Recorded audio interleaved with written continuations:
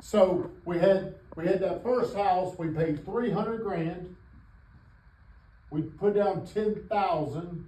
We refinanced, now we owe 380 on this house, right? Mm-hmm. And it's worth 621. What's that difference?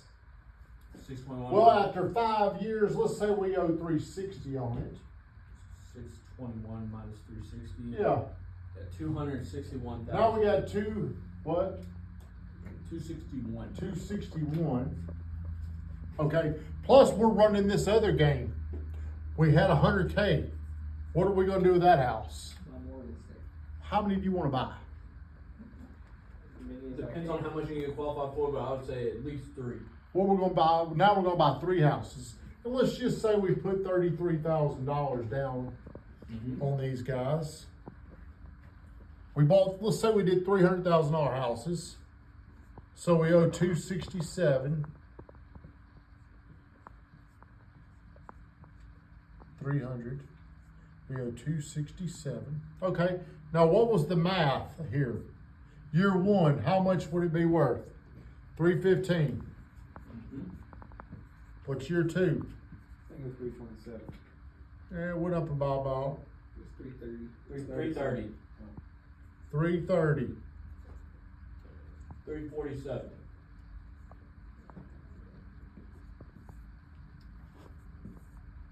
347.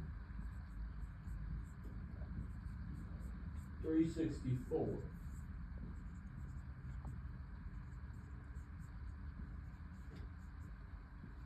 382.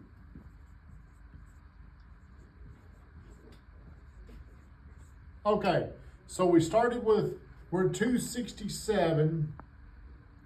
Let's say we're at 250 on these after 5 years. Let's say 240. 240 minus 382. 140. Let's just say it's 140. 140, 140, 140. So now we've got $412,000 of equity there. 412,000. 420, sorry. 420. This is 420. Hey, 420. I know what you're thinking. 420 plus 261. 420 plus 261. That would be 681. 681. How long has it taken us to take 10 grand and multiply it into $681,000 of equity? 15 years. 15 years with 10 grand. Now, look, we could do this all over again. We could continue to do this. You could buy like 10 houses with the 681,000. Well, now we can, but yeah, that's right. So it can explode. So here's my point. A lot of people want to buy something and they think the goal is to pay it off. But what you want to do is accumulate as many assets as possible and they grow. Now, think about this. A lot of people, they think, what's my return? Like if you go to the stock market and you put $10,000 in there, you're really only controlling $10,000 of asset. You could do margin, but I would say don't even play that game. And they might let you play with 20. But in real estate, how much money, how many assets could $10,000 control? $300,000. How much? $300,000. $300,000 house. So you're not getting the return based off your 10,000. You're getting the return based off the amount of the assets you're controlling. So here's what I want to tell everybody out there. If you want to get rich, the first 100 grand is always going to be the hardest. See how much things can start multiplying when you got $100,000. You're multiplying 0. So if you really want to get rich, get to $100,000. Then you can play this game right here. This was $100,000 that turned into 400. It may actually, be $420,000 of equity. After 5 years, where does this go, Josh? Hey, let's do this. This is 15 years. Where would your $10,000 get you in 20 years? We just got to do it 5 more times. Yep. So 382 times 5%. 401. 401, 421. 421, 442. 442, 464. 464, 487 487. times 3.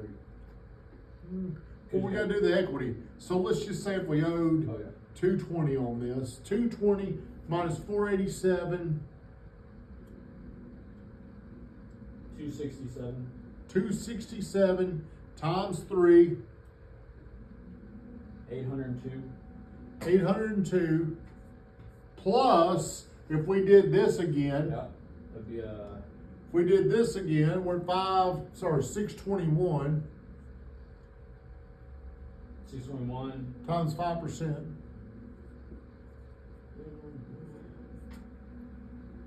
That would be 652. 652. All right, 684. 684, 718. 718,